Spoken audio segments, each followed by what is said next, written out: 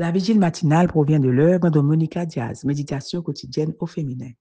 La méditation de ce matin, aujourd'hui 30 août 2024, est tirée de 1 Pierre 3, verset 10. Si, en effet, quelqu'un veut aimer la vie et voir des jours heureux, qu'il préserve sa langue du mal et ses lèvres de paroles trompeuses. Voulez-vous voir des jours heureux? Page 251.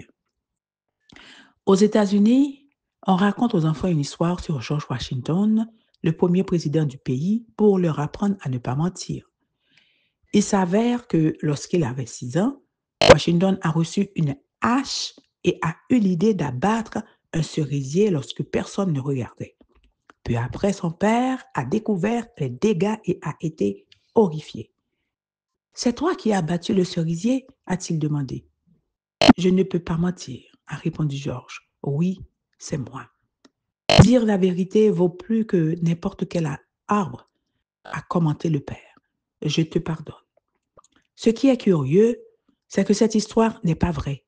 C'est un mensonge inventé par le premier biographe de Washington, plus intéressé par la vente de livres que par la vérité. Raconter un mensonge pour apprendre aux gens à ne pas mentir? Un paradoxe qui montre à quel point notre relation avec le mensonge est complexe.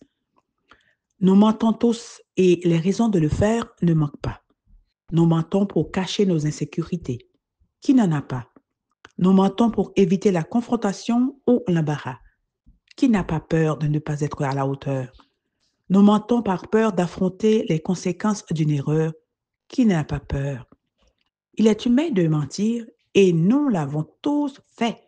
Et pire, nous le faisons encore, qu'il s'agisse de petits détails ou de grandes questions, et cela nous prive tous de quelque chose en cours de route, mais en particulier les chrétiens qui essaient de vivre selon les principes d'un livre inspiré par Dieu.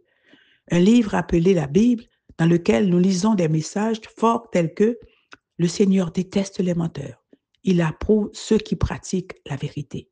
Proverbe 12, verset 22. Le problème du mensonge est qu'il révèle notre manque de confiance en Dieu et notre manque de respect pour nos semblables.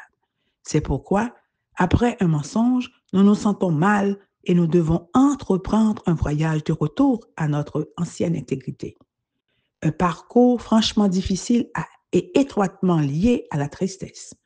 Comme Dieu veut nous préserver de toute tristesse, il nous avertit de l'importance de ne pas mentir et nous offre le pouvoir d'y parvenir par une vie de foi et d'humble dépendance envers lui. Le Seigneur déteste les lèvres menteuses. Je ne peux pas le dire plus clairement. Le Seigneur déteste les lèvres menteuses. Amen, amen, amen. Voulez-vous voir des jours heureux? Que Dieu vous bénisse. Bonne journée.